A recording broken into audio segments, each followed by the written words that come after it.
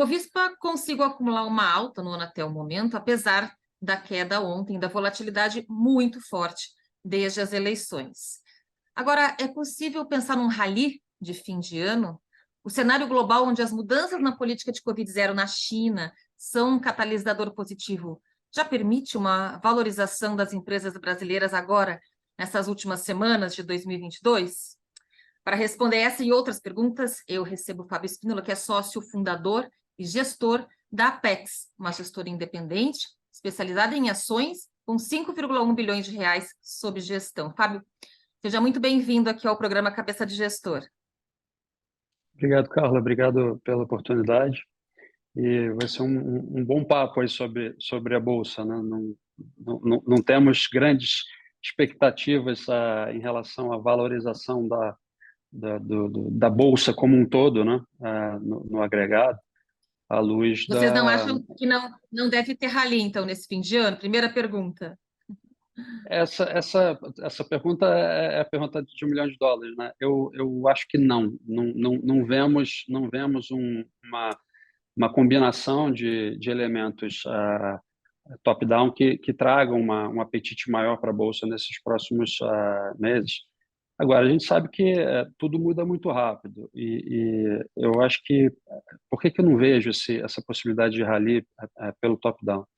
A gente está animado com o cenário externo, com um catalisador imediato de China, com um processo de reabertura. Mas a gente não está animado com a incerteza fiscal que foi colocada, foi trazida com a apresentação dos números dessa PEC da transição. Sugere que o governo eleito está aceitando tomar mais riscos fiscais e, por consequência, inflacionários, que levem a uma expectativa de um risco, inclusive, de você precisar subir juros. Isso para a Bolsa não é bom do ponto de vista do agregado, da Bolsa como um todo. Então, enquanto você tiver essa incerteza do que é o arcabouço fiscal do próximo governo, eu não vejo grandes possibilidades da Bolsa subir, não. Alguns setores que você acha que podem se beneficiar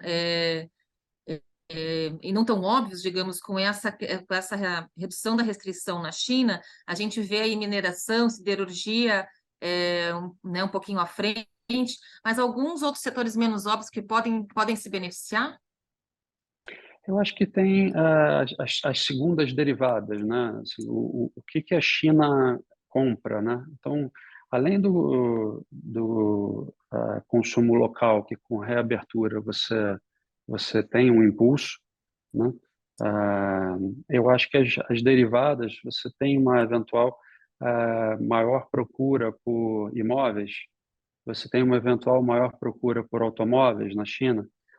De qualquer maneira, isso a gente, do ponto de vista de alocação dos ativos brasileiros, a gente dá volta e cai um pouco na Vale, né? No minério e no aço. Eu acho que alguns temas de mais longo prazo, como uma transformação da matriz energética, e a China é integrante desse, né, como um ator global. Eu acho que a VEG é um outro nome bom para você continuar, não especificamente em função da reabertura na China, mas só, obviamente, traz elementos adicionais a esse tipo de empresa, né? Então, acho que do que a gente está vendo de China, não só metais, mas petróleo. E o petróleo, obviamente, o fator saída do lockdown, né? Você melhora a mobilidade, mais demanda por serviços, o petróleo acaba tendo um papel importante nessa recuperação. Então, o complexo de commodities ele é um complexo bom para você estar alocado nesse processo de reabertura. E é interessante porque quando você, até 2 semanas atrás, com a revisão de crescimento global para baixo, você não deveria estar em metais. Você teria que estar olhando exatamente onde você teria uma restrição de oferta que sustentasse o preço da commodity e mantivesse o crescimento de lucro dessas empresas em alta, né? E o caso do minério, a gente vinha por uma avaliação de assimetria do preço do minério, a gente já vinha acrescentando Vale na carteira e a gente aumentou no mês passado com essas notícias mais positivas da flexibilização da Covid, da política de Covid no país. Em petróleo, e pensando na Bolsa Brasileira, e aí fazendo um link com essa transição de governo, quais são as ações que vocês têm? Petrobras, que é uma estatal, está na carteira de vocês, é uma boa aposta dentro desse contexto aí que você nos traz sobre commodities? A Petro, ela está num momento de valuation muito barato, muito descontado. Tem uma geração de caixa que está fabulosa, gerou pagamentos de dividendos assim, extraordinários. Só que a equipe de transição do novo governo vem fazendo menções à mudança de política de preço do combustível, mudança de modelo de pagamento de dividendos para mais investimentos em eventuais refinarias. Então, isso traz uma incerteza maior para a tese, que dificulta a tua modelagem. Então, quando você traz mais incertezas, você pede um prêmio de risco maior. É possível que a Petrobras fique andando de lado ou num determinado range, ela, apesar de estar muito barata, e qualquer estrago potencial por essas mudanças de política, a gente acha que demoram para acontecer, mas o mercado traz a valor presente e penaliza. Então, pode ser que a Petro fique um pouco largada. Então, a Petro, apesar de ser muito barata e uma pagadora de dividendo atualmente num nível extraordinário, a gente dá preferência, no caso das empresas listadas no Brasil, às junior companies, né, que é a 3R e PetroRio. Eu acho que são empresas que vão continuar se beneficiando de um petróleo alto, com um petróleo com uma escassez de oferta por baixos investimentos nos últimos anos, que favorece essa escassez de oferta, né? Então, acho que o petróleo tem sido uma dinâmica já nesse sentido, com a abertura da China tem uma demanda adicional, uma demanda marginal para ser incorporada. Só para explorar um pouquinho mais o case da Petrobras, ter um dividend yield tão alto, né? A Petrobras foi a segunda maior pagadora de dividendos no mundo, num levantamento do segundo trimestre, e quando olha o terceiro trimestre, foi a terceira maior pagadora de dividendos no mundo, e com um dividend yield ali por torno de 20%. Isso vocês entendem que é sustentável, ou faz mesmo sentido dar um desconto no preço da ação, porque esse valuation, né, enfim, porque esse dividend yield está deixando artificial o valuation da empresa? O dividendo, ele é tão alto, a geração de caixa da companhia tem sido tão expressiva, que a gente acha que estragos potenciais por mudança de você pagar menos dividendo para fazer investimentos,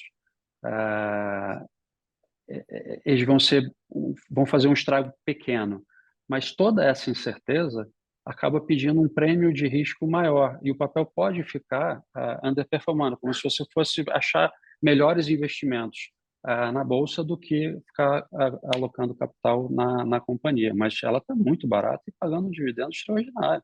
Mas vai mudar, a gente sabe que vai mudar, a gente só não sabe exatamente qual a magnitude da mudança que vai acontecer e o risco da mudança de política de preço que o governo, a equipe de transição tem se mostrado desconfortável. Então, como eu falei, incerteza gera prêmio de risco mais alto. E aí o papel acaba não andando. Sim. A gente tem visto essa incerteza muito forte quando é só olhar o gráfico do Ibovespa, tem altos e baixos absurdos, assim. Nessas últimas semanas, vocês chegaram a reduzir posição em Brasil? Estou entendendo que a visão de vocês para a Bolsa Brasileira não está tão construtiva assim, exceto num stock picking ali, né? Eu acho que logo na confirmação da eleição do novo presidente, a gente estava percebendo o mercado dando o benefício da dúvida. Por todo o discurso que foi construído durante a campanha e diversos formadores de opinião dando seu apoio ao novo governo, né, ao governo Lula. Porém, o discurso que Lula fez na sequência trouxe um peso muito maior no social do que no fiscal, além, obviamente, da proposta de até 200 bi de waiver nessa transição. Esse número assustou o mercado. Vamos colocar aqui entre aspas, populismo fiscal, ele não funciona bem em qualquer que seja o governo, de esquerda ou de direita, porque você incorpora um risco maior de inflação. E a inflação, de fato, é muito prejudicial para a população, principalmente a população endividada, independente se a população baixa renda, alta renda, sem entrar nessa questão, talvez o exemplo mais fácil seja uma pessoa com dívida versus uma pessoa que tem capital para poupar.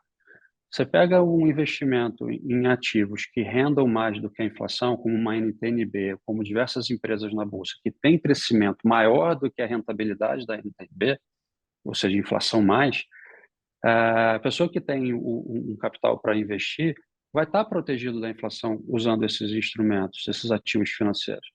Quando você tem uma pessoa endividada, se a inflação é mais alta e o juro é mais alto, o serviço da dívida, né, o endividamento dessa pessoa, a prestação que ela vai pagar é mais alta. Então, ela acaba ocupando mais da sua renda pagando dívida e, com a inflação andando, ela tem menos renda disponível para usar no seu dia a dia. Então, esse é o balanço em que a inflação é muito ruim e a resposta à inflação é subida de juros. Isso aumenta muito a desigualdade e é difícil acreditar que se o governo Lula entende que a inflação é ruim para o mais necessitado, que vai insistir numa agenda menos fiscal do que se pressupunha antes da eleição. Então, essa questão da inflação é um problema bastante sério. E tem que ser encarada com esse risco de você ter que continuar subindo o juro e, obviamente, a atividade mais para baixo, né? O que não é bom para a Bolsa, né? Sim, sim. Sim, aí a gente já entra já entra 2023 com uma mudança de expectativa de o aperto, né, de a Selic continuar nesse patamar por mais tempo, e isso acaba tendo um efeito sobre todos os setores, alguns mais, alguns menos, mas afeta todos os setores da Bolsa, né? Eu queria que você contasse um pouquinho, Fábio, como que está hoje a carteira de vocês em termos de setores, mas também em termos de risco, né? Se vocês estão 100% alocados, eu sei que a gestora tem vários tipos de fundos, mas assim, a estratégia é Bolsa Brasileira, né? Queria entender um pouquinho Perfeito. em termos de risco e de setores. O nosso fundo de ações, ele usa muito pouco caixa, então a gente está normalmente mais alocado, ele usa uma alocação acima de 90%, né, do total da alocação. A gente está com uma alocação onde a gente privilegia setores mais defensivos, mas não quer dizer que você não tenha papéis mais cíclicos. Então, o que é o defensivo e o cíclico aqui? Para deixar a turma na mesma página, o cíclico ele responde mais ao PIB, né? Ele tem mais elasticidade ao PIB. Então, se o PIB crescer, ele anda mais do que o defensivo. O defensivo ele é mais resiliente. Então, se você está num movimento de expansão de atividade, numa política monetária acomodatícia, você vai buscar empresas que tenham mais capacidade de gerar lucro, né? Aí você vai mais para os cíclicos. E se você está numa contração de atividade econômica, você vai mais para os defensivos. Então, quando a gente pegou esse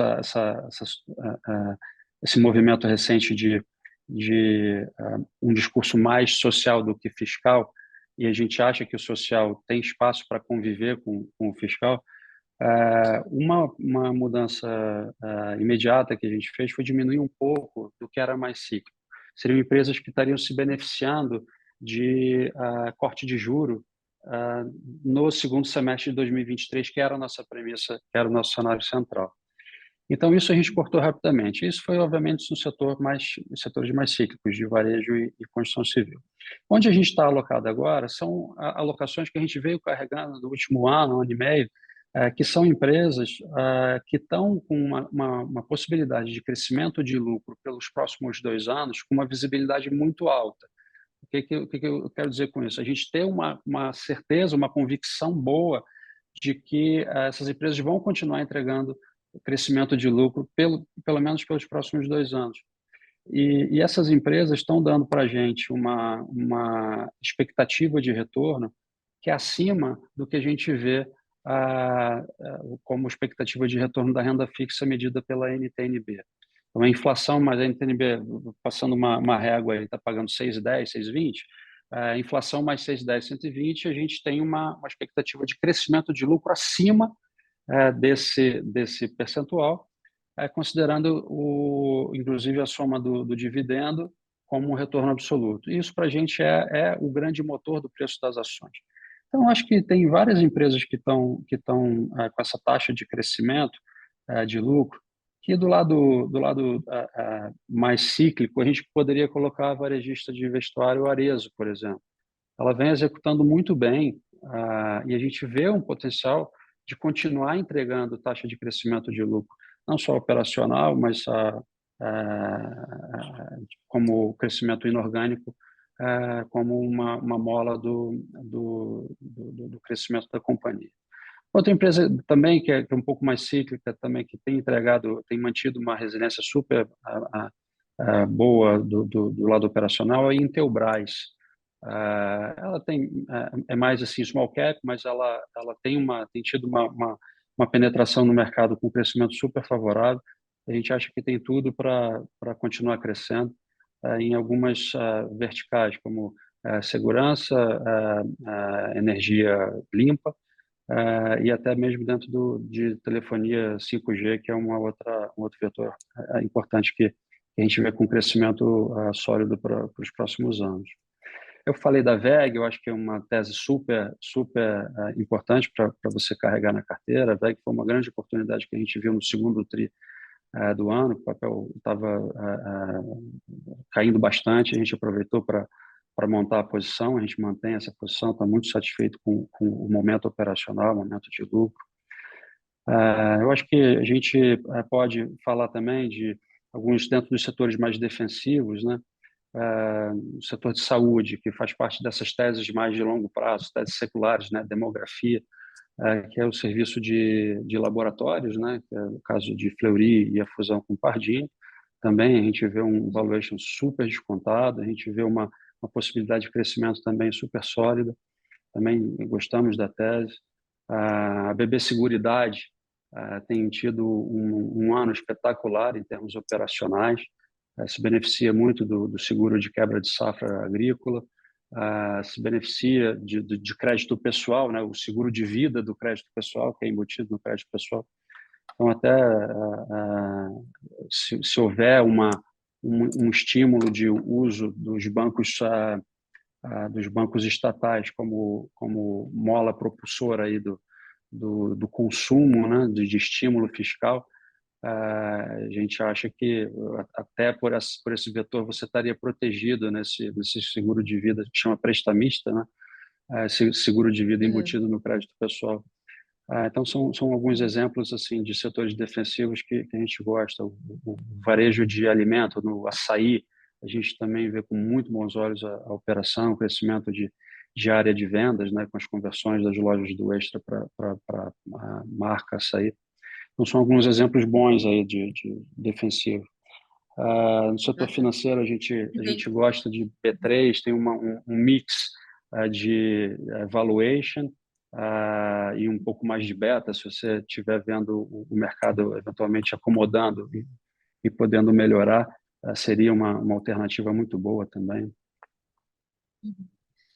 Ou seja, vários setores, bem diversificada da carteira de vocês. E só para finalizar, são quantas ações, quantos papéis na carteira do fundo de ações? Normalmente, 75% do risco do fundo são alocadas em 15 ações. Desde o início da casa, desde o início do fundo, a gente tem mantido esse tipo de alocação. Você tem, eventualmente, mais nomes, né, compondo os outros 25%, mas são posições menores, né? Ou posição que você está começando, posição que você está desmontando, empresas que você aloca uma posição muito pequena para começar a ter um relacionamento mais próximo com a companhia. Então, como alocação core de risco, imagina 75% sendo 15 empresas. Tá? Ótimo. Fábio, E te um agradeço raciocínio, demais aí. Sim? e um último ponto aqui, um raciocínio, Sim. quando a gente pensa no portfólio, a gente pensa sempre no retorno que excede ao custo de oportunidade, que é a taxa de juros. Então, esse raciocínio traz para a gente uma rentabilidade do fundo desde o início acima do CDI. Isso é importante, porque é difícil bater o CDI. O CDI ele tem uma tranquilidade, né, pela volatilidade, se alocar pós-fixado no CDI, mas essa importância da percepção do que é o custo-oportunidade é a taxa de juros. E a gente Sim. tem essa preocupação e a entrega de resultado num fundo de ações que tem, obviamente, mais risco do que o CDI. A gente fez agora, em novembro, 11 anos de cota, e o nosso fundo de ações entrega a rentabilidade acima do CDI, acima do Ibovespa e acima do CDI. Eu queria deixar essa última mensagem.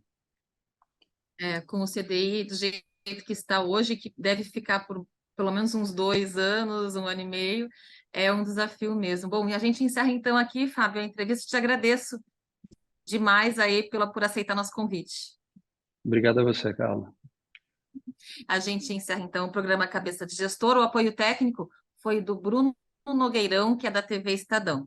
Até o próximo programa. Tchau, tchau.